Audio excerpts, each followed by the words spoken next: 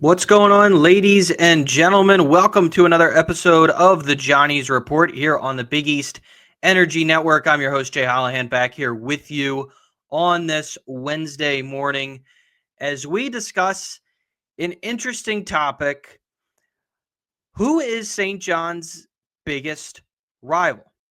And this is specifically pertaining, of course, to the Big East, as of course we are the Big East Energy Network. Let's get into it.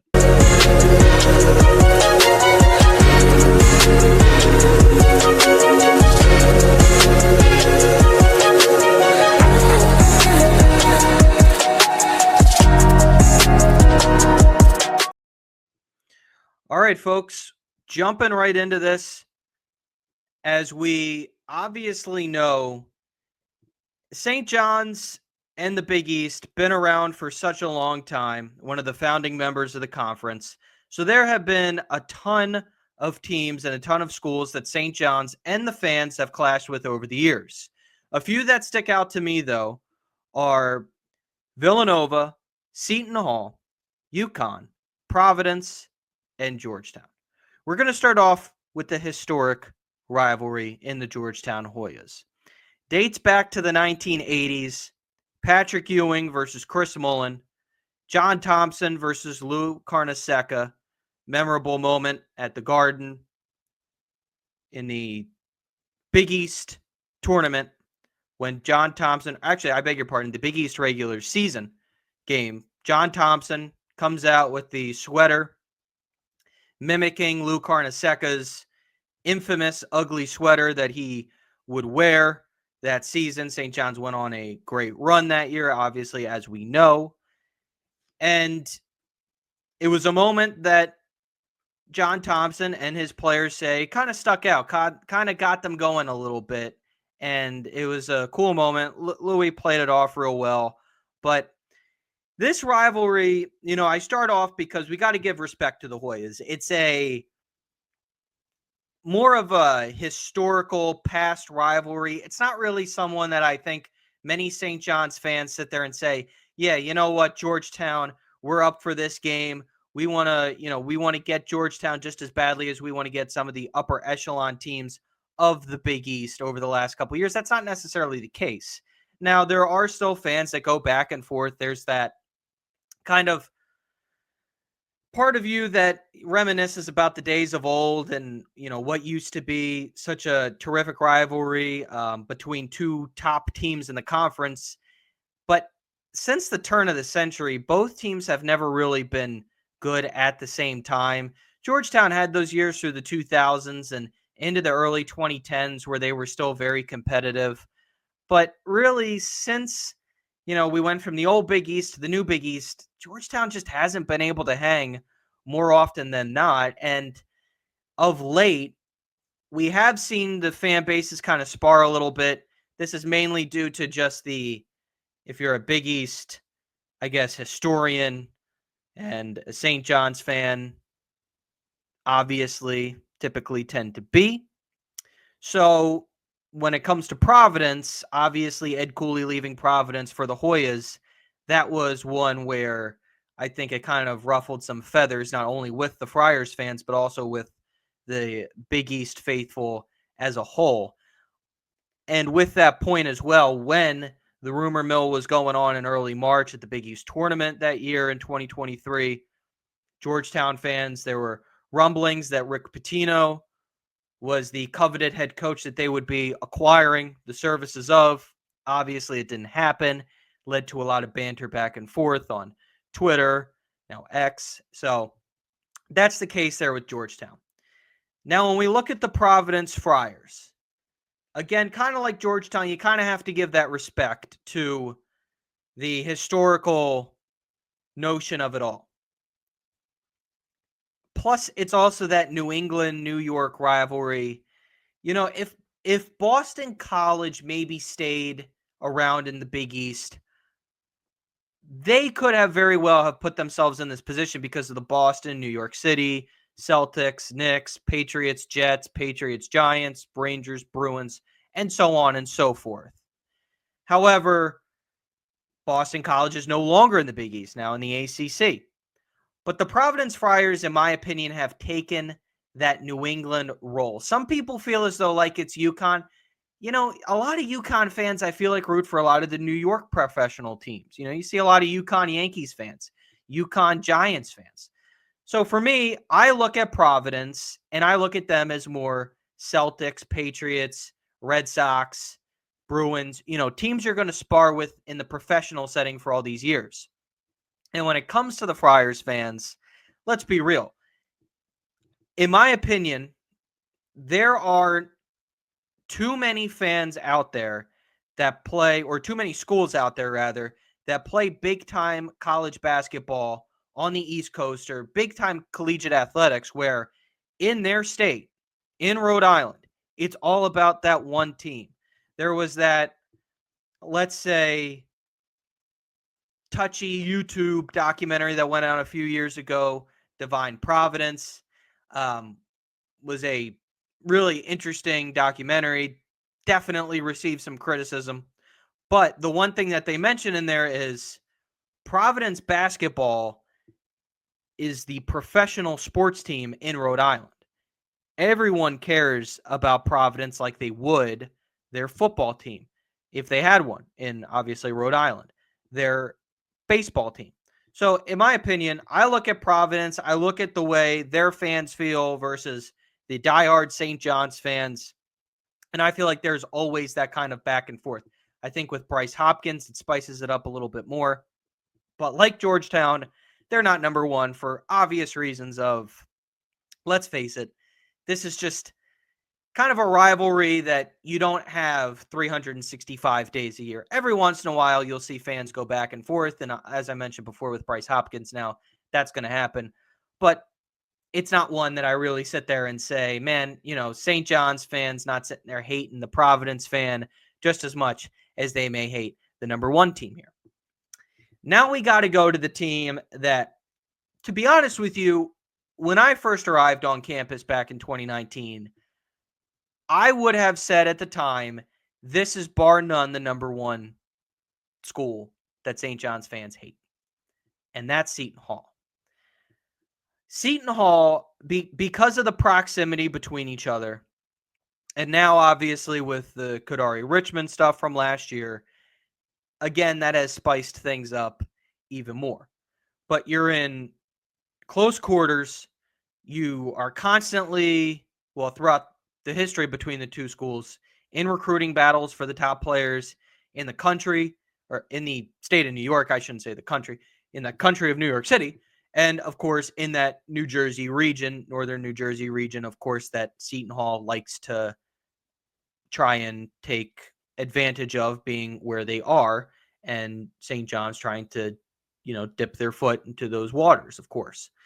Now, St. John's historically versus the Pirates, 65-50. I feel like this rivalry was such... When you think about it back in the day, in the original Big East, again, you're in close proximity. There's obviously that hatred between the two schools. However, if you look at when in the 2000s, St. John's obviously fell on hard times. There's no doubt about it. They, went to sleep. It's actually funny. I can't believe I'm revealing this, but last night, and I'll explain why in a second, I just started the Red Storm Rising documentary on Vice TV via YouTube. And in it, I think it may have been Mike Francesa or one of the other sports writers that were on the show. Maybe it was Zach Brazil. I can't remember. But they mentioned the fact that St. John's in the 2000s, they were pretty much a school that was kind of left for dead, which I say pretty much. It's right. I mean, St. John's was on hard times.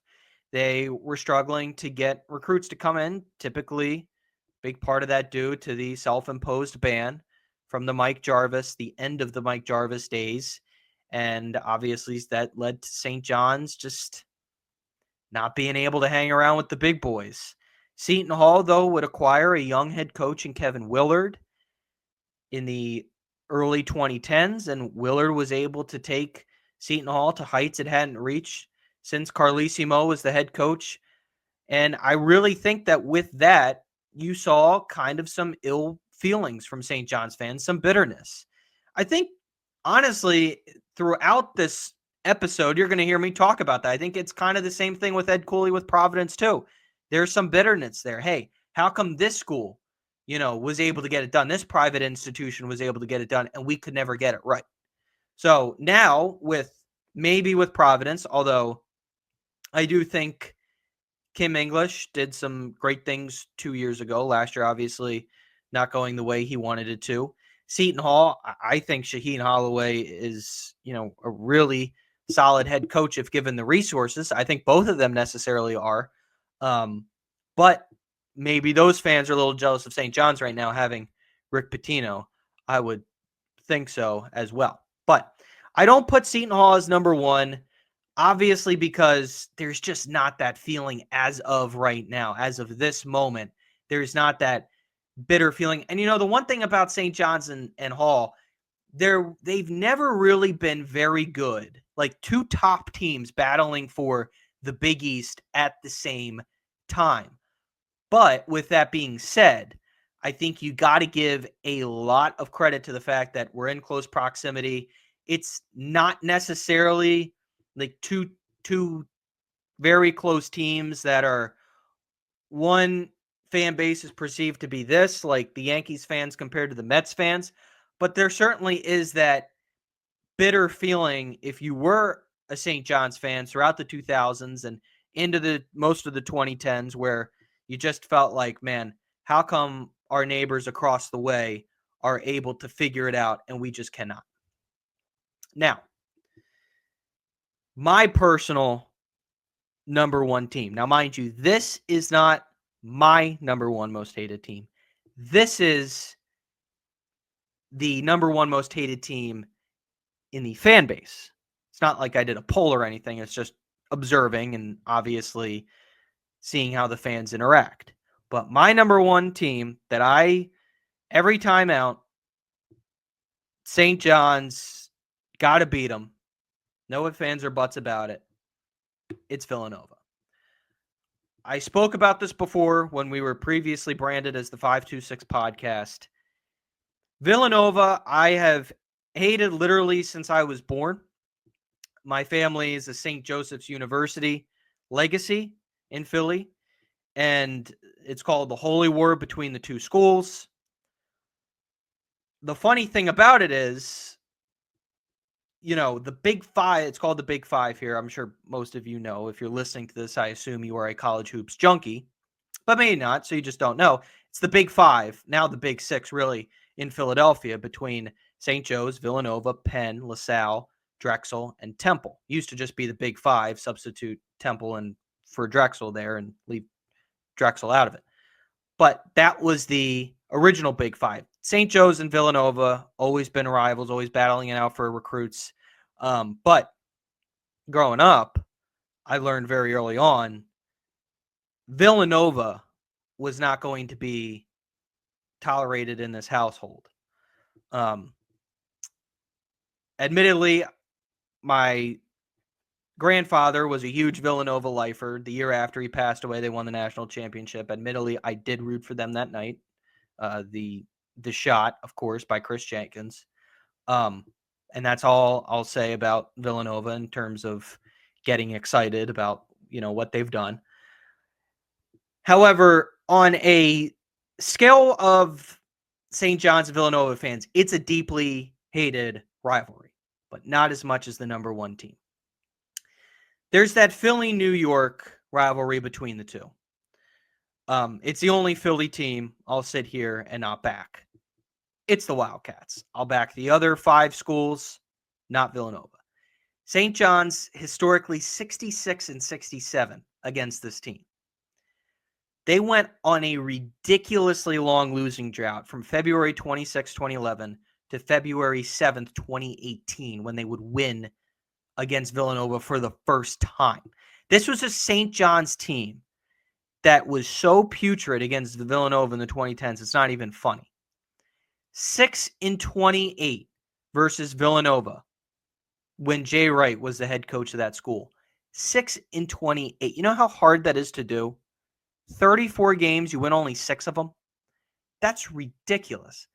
This is a team that has owned St. John's.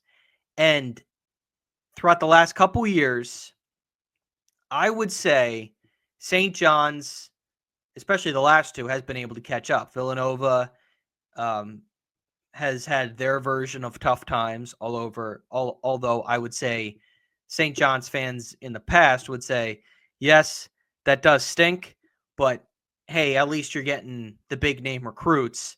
You just don't have maybe the head coach that's the right fit with Kyle Neptune.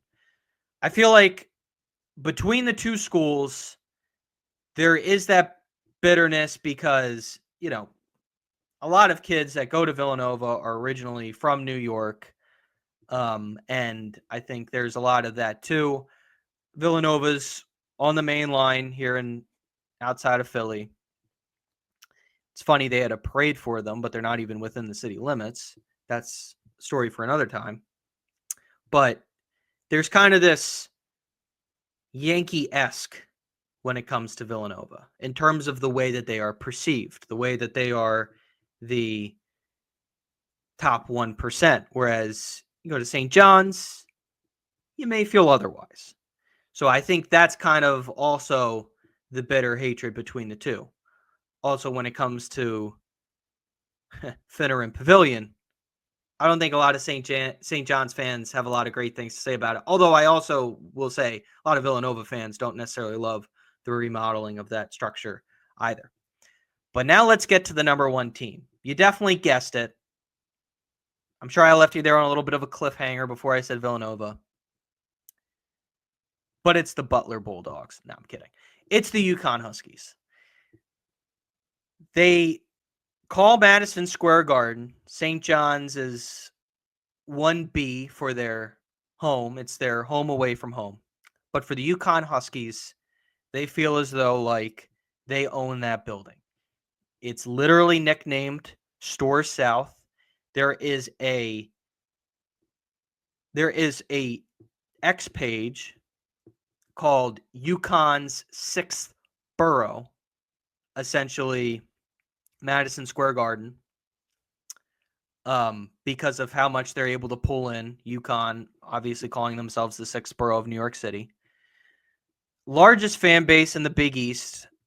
I haven't done a poll on that, but I assume, being it's a public school and everyone in that whole entire state, like I mentioned Providence earlier, that's Connecticut's team, of course, that they feel so very highly of. They view it as a professional sports team, although I would push back and say I think UConn fans feel more passionate than maybe the Providence fan does of their actual professional teams that they're in close proximity of. I mean, I see UConn fans and St. John's fans, bond over the fact that Aaron Boone's a bum and, the Yankees suck right now. What are they doing? So stuff like that, or the Giants. But when it comes to college basketball, there's no doubt about it. No ifs, ands, or buts. If you're growing up in Connecticut, you're going to be a UConn fan. They're very passionate about their team. They're up there for the most passionate, I think, in all of college hoops.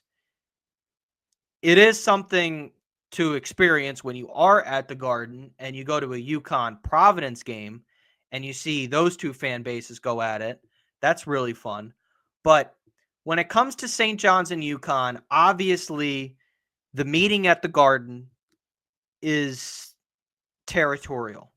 It goes even further than bragging rights. It's you're coming on to my arena, you're coming into my land, and you're trying to essentially claim it as your own.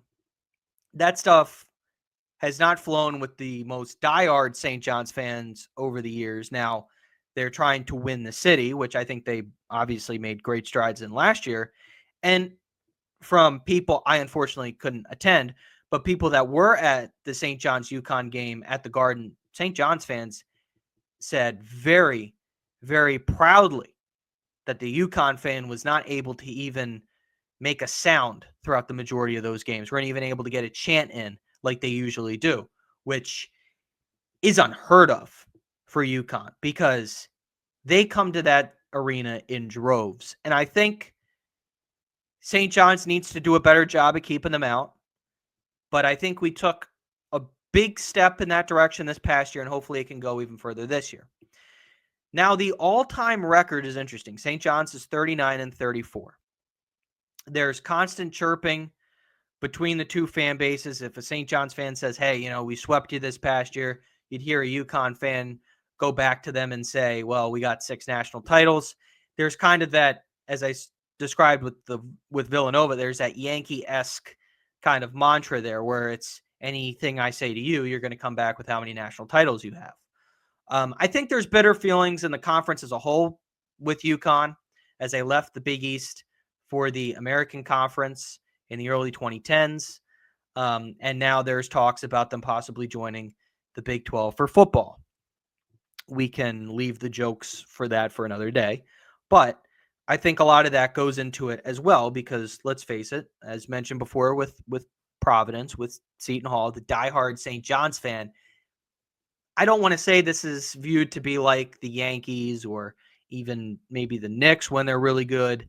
Like right now, you may not feel that way that St. John's is always number one, but still, when it comes to your team, you feel very passionate about the conference they play in when it comes to the Johnnies. And I feel that's the same way. The way that Providence fans feel about the Big East, I think that's the same way St. John's fans feel. They feel very territorial about it. So when you left, obviously, and come back, and now you're talking about leaving again, they're going to hold some ill will towards you. Now, when we talk about big games between these two teams, I think the conversation has to start with the 1999 and 2000 Big East Championship games. UConn bested St. John's in 99, 82-63 for the win. And then in 2000, St. John's would turn around and they would beat UConn that year 80-70, which was a terrific season for St. John's. They unfortunately would only reach the second round of the NCAA tournament when they bowed out to Gonzaga right in the beginning of when they were making their run, which is kind of funny to say now. But the 99 season, the best season of, I can't even really call it recent memory, but within the last, 30 years of the Johnnies, where they reached the Elite Eight, reached as high as number 5 in the coaches poll. A terrific season for the Johnnies and an unfortunate way for it to end in the Elite Eight. And, I think that is where you could make the argument in 99, kind of you saw this rivalry take another step. I would say with the success UConn has had also, it kind of makes St. John's fans, I think, feel a little bitter because of how close in competition they were in the late 90s. And since then, it's kind of, gone away. I would say as well, the semifinal game between St. John's and UConn in the Big East tournament in 2023, where St. John's, 2024, where St. John's lost 91-81 to UConn, a very close loss. St. John's was the only team to really hang with UConn from the beginning of March on practically that year because of the run that UConn would go on in the tournament. And I think that the back and forth, you had the one fan going at it with Danny Hurley in that game. It was a real awesome atmosphere. Unfortunately, again, I couldn't be there, but watching it through the TV, you could feel the energy, you could feel the animosity, and a really awesome battle between those two teams. Now, who else could have made this list? I want to throw out one team in particular because probably was one of the coolest atmospheres I got to see in college, which was St. John's Syracuse at the Barclays Center, the Empire Classic, November of 2022, for the title of that tournament. And it was also the last time St. John's would face Jim Boeheim and, to date, the Syracuse Orange. But what was really cool about that was just you got the feeling of these are two fan bases that know each other well, but this is kind of like both fan bases wanted each other to win, but it didn't feel like as much animosity. It kind of felt like, when you haven't seen a relative for like 10 years and you're catching up on how things have been. That's kind of what it felt like. That's a weird way to put it. But it was one of those things where it was like, at the end of the game, I remember, you know, funny enough, being in line for the bathroom, and the St. John's fans after the win were chanting about, they obviously refer to Jim Boeheim as the weenie. I didn't know about that before that night, by the way, but to hear them say that, and then at the end, the one fan says to the other, man, I do miss the weenie though. So it's just kind of funny about that whole thing as well. Another fan base, this is really from this past year, but Creighton. I mean, the Ryan Kalkbrenner, RJ Lewis Jr. debate about who should have been the Big East Player of the Year. That was pretty fun. That got both the fan bases into it. Creighton has also really gotten the best of St. John's, especially the last couple years leading up to Rick Pitino, of course, joining St. John's, and of course in Omaha, Nebraska. St. John's can just not figure out a way to win in Omaha. Hopefully that changes this year, but there have been many a close loss to the Creighton Blue Jays out there. So that's going to do it for me, ladies and gentlemen. Let me know who you think. Please leave a like and subscribe to this video. Again, let me know who you would pick as the number one team. I'd be surprised for St. John's fans if they didn't say UConn, but let me know if you think it's someone else. Thanks for tuning in, and I'll talk to you next time.